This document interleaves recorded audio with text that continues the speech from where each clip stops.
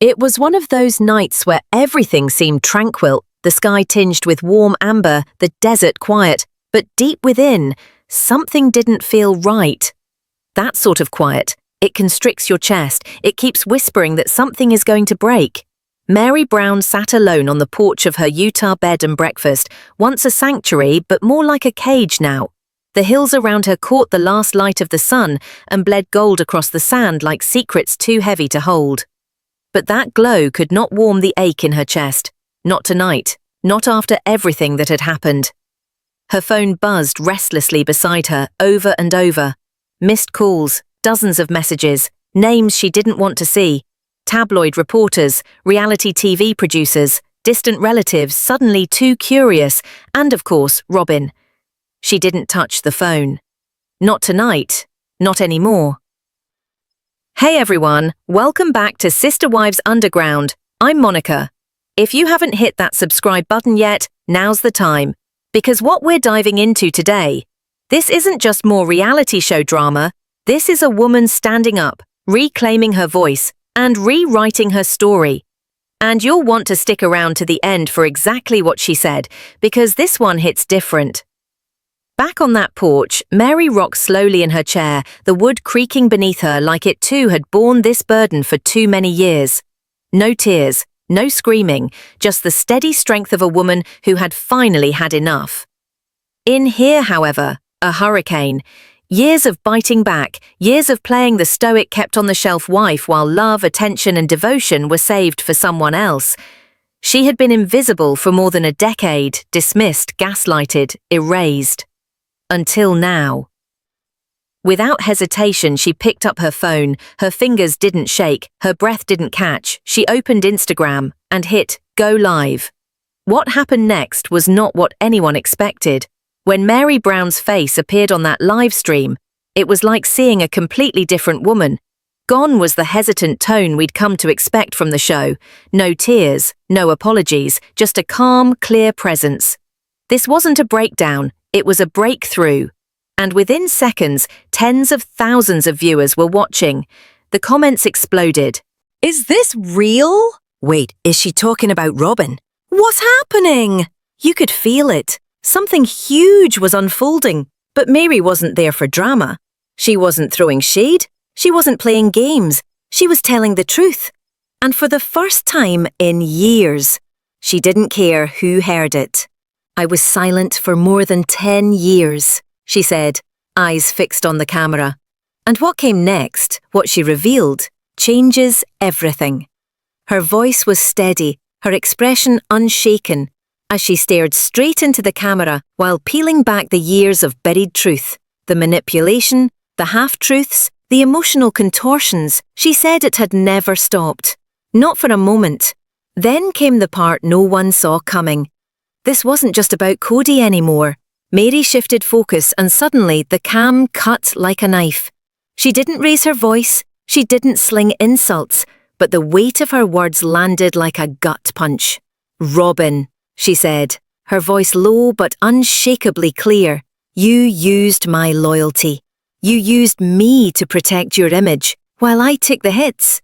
She paused, just long enough for the truth to sink in. I gave up my marriage so you could adopt your kids. I did what I was told would help the family, and I got abandoned for it. If you saw the clip, if you looked into her eyes at that moment, you understood. This wasn't just about betrayal. This was about being erased, silently, systematically removed from the narrative. But not anymore. Now she was taking her story back. And far away in Flagstaff, another pair of eyes were watching. Robin huddled in her kitchen, the blue light of the live stream casting off her phone screen. Her face was chalky, her breathing shallow. Standing next to her, her daughter Aurora whispered, "Why is Mary talking like this?" Robin didn't know. The excuses, so swift, so weeping ones, weren't falling this time. Because the tears, they no longer worked. Then Cody burst through the front door, his phone clenched in his hand, fury written across his face. "What is she doing?" he barked. "Why now?" He slammed his phone down on the kitchen table so hard it shook. Robin tried to respond, her voice cracking. "She's twisting it. I don't know why she's saying this. But this time, even Cody wasn't buying it, because Mary wasn't twisting anything. Now she was finally telling it straight, and she wasn't going back. So why did this live stream hit so hard? Why did it feel like a cultural reset, not just a family fracture? To understand that, you have to rewind, back to Las Vegas, back to when the cracks in the foundation began, quietly but right in front of the cameras. Mary was Cody's first wife. She held the legal marriage, the years of history, the title of original. But everything changed when Robin entered the picture. Robin arrived as a single mom of 3. The story, at least the one we were sold, was all about love, sacrifice, and unity. A decision made for the children, for the family, for the future. So Mary did what she was told. She agreed to legally divorce Cody so he could marry Robin and adopt her kids. On paper, it was just a technicality, but emotionally, it was something else entirely. She didn't smile through it, but she hoped, really hoped, that it would bring them closer, that it would serve some higher purpose. She gave up her legal role as a wife. She gave up her symbolic position as the anchor of the family. She said it was for love, for unity, for the children. But what did she really get in return? Because we all saw what followed. Mary faded. Quietly, painfully, she was pushed into the background. Meanwhile, Cody and Robin stepped forward as the golden couple, holding hands, sharing whispers, basking in the kind of connection Mary hadn't felt in years. They laughed together on the couch, whispered inside jokes, cuddled under shared blankets, while the other wives sat alone in separate houses, grasping with tight fingers to the fraying threads of what had once seemed like a family.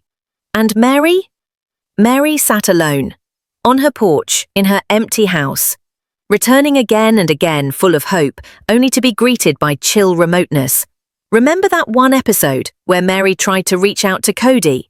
She asked for a moment, for space, just to talk, and he shut her down with a shrug, like her need for connection was a burden, like, after everything, she should have simply moved on. Robin sat silently beside him.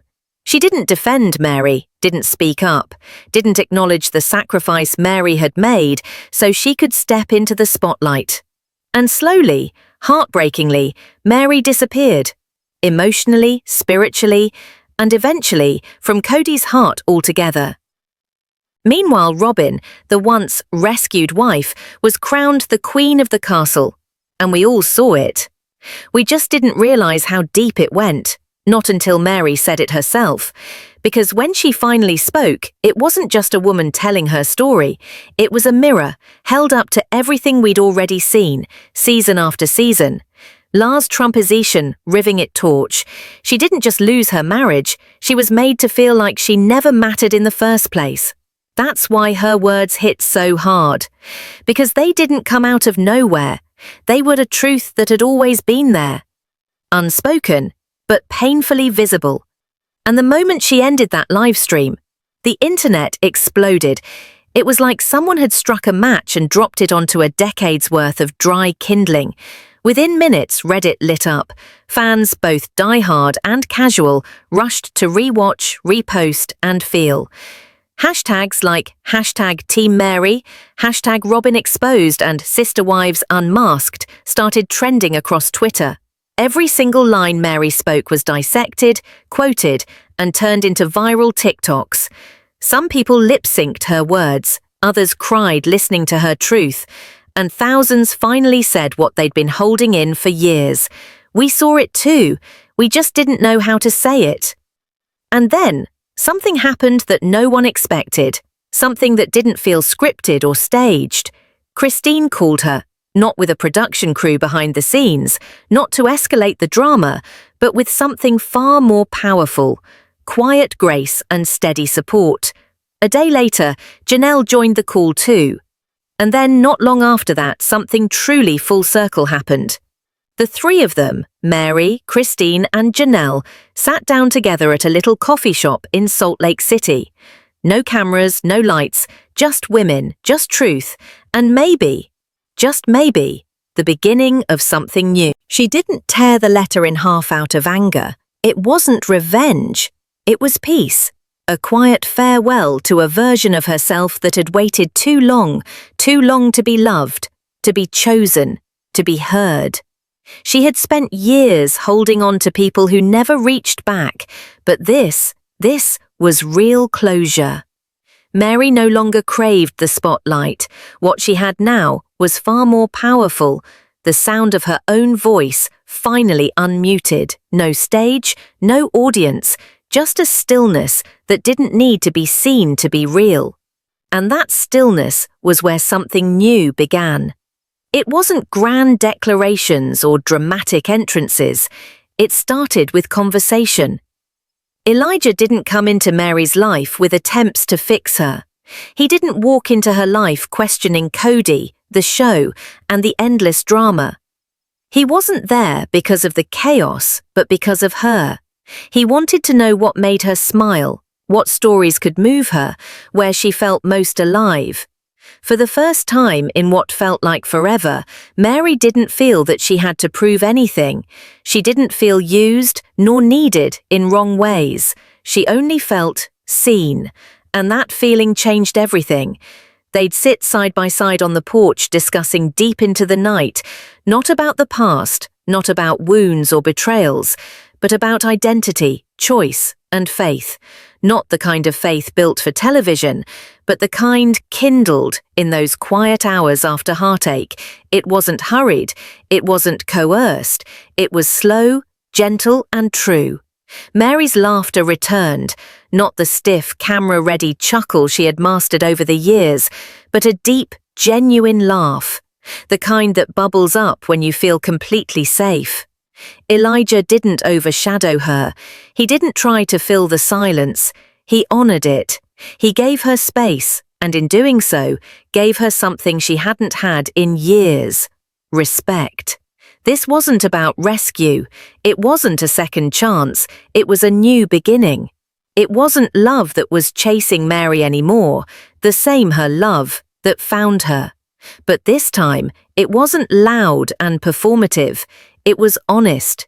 It grew slowly, inside of trust, rather than the urgency to keep it going. And for the first time, it didn't feel like surviving. It felt like living.